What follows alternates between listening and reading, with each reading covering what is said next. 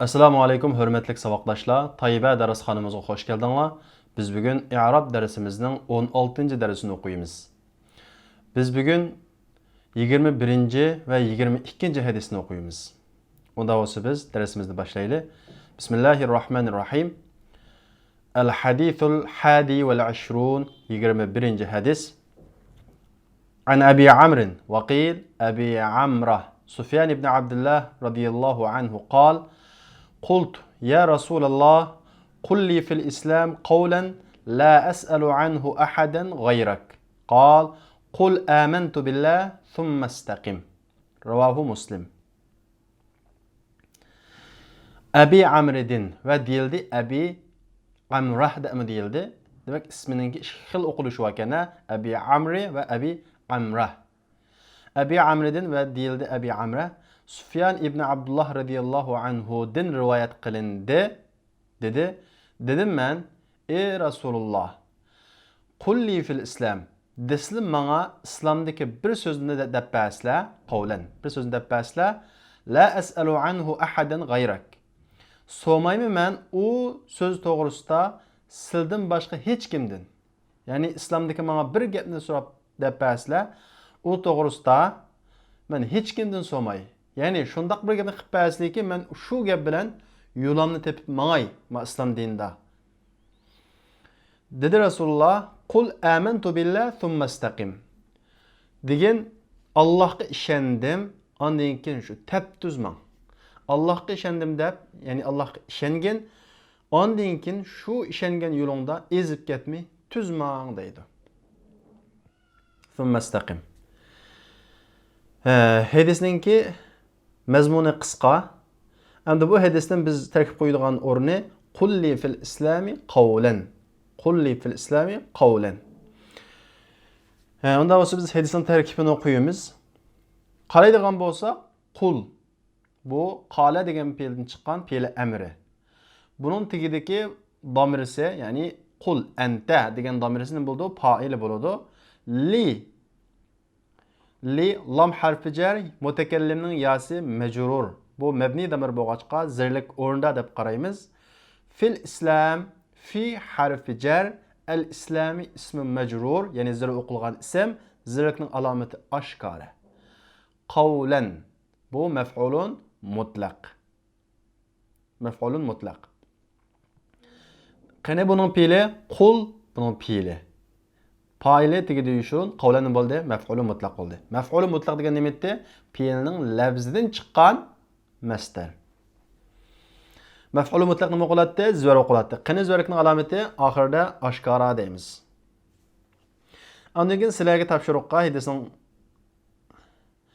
davomini berdim. La as'alu anhu ahadan g'ayraka. Bu sizlarga topshiriq. Buni o'zingizlar tarkib qo'yingizlar. Endi bizning bugun o'qiydigan İkinci hadisimiz 22. hadis El-Hadithu Thani vel-Ashrun 22. hadis.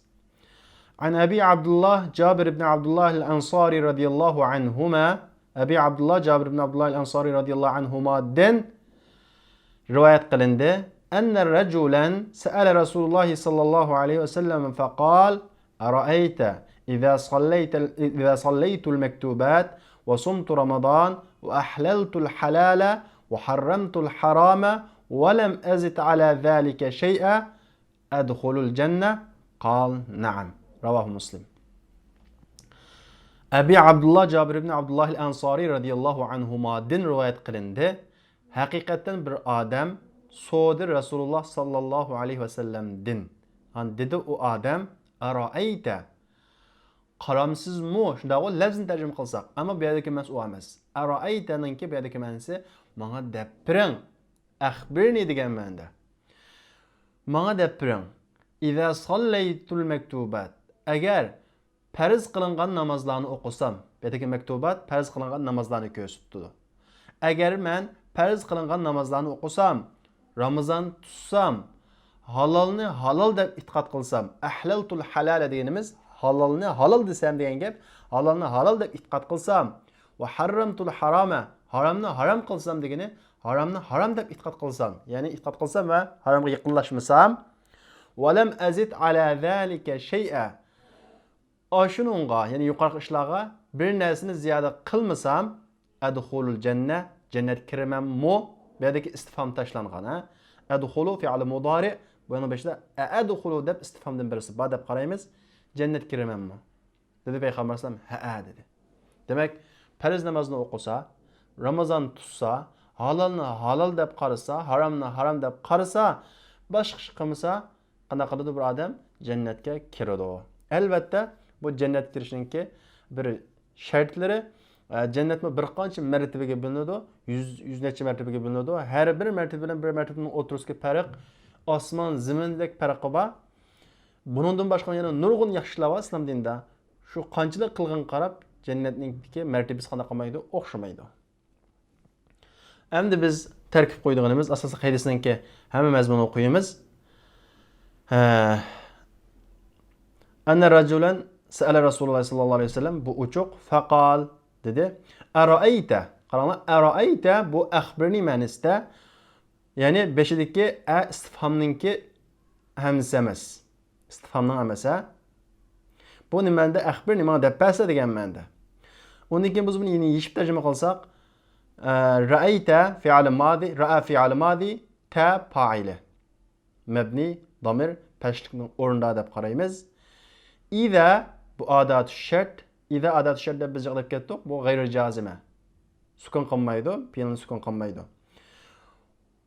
Endi was sallaytu maktubat uchuq shunday, salla fi'l, tu fa'ile, maktubat maf'ulun bihsi.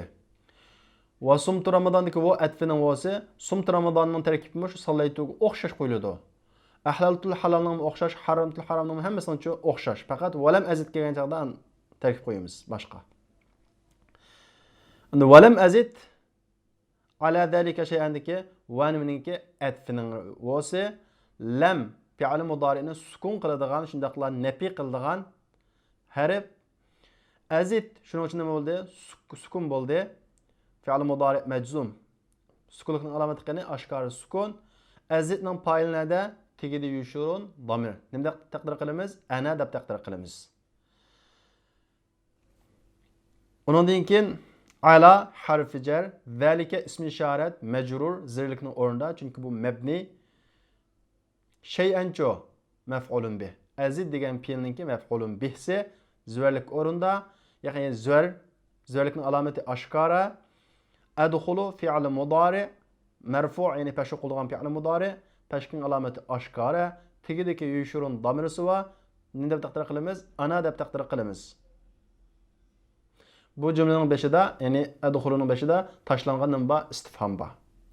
Al jannata maf'ulun bih, zvar o'qiladi, zvarlikning alomati oshkora zvar. Qal fi'l madi mabni, zvarga mabni shundago, fa'ila tegidi yushurun damir taqdiran huwa. Naam harfi javob. Demak, kedisninki asosan hammasiga tarkib qo'yatdik. Unda bo'lsa vaqtlashlar, bugungi darsimiz mush yerda oxirlashdi. Kelarki soatlik darsimizni ko'rishaylik. Assalomu alaykum. اطلب العلم أخي فهو درب به نور به ترقى به تحيا عالما حرا فخور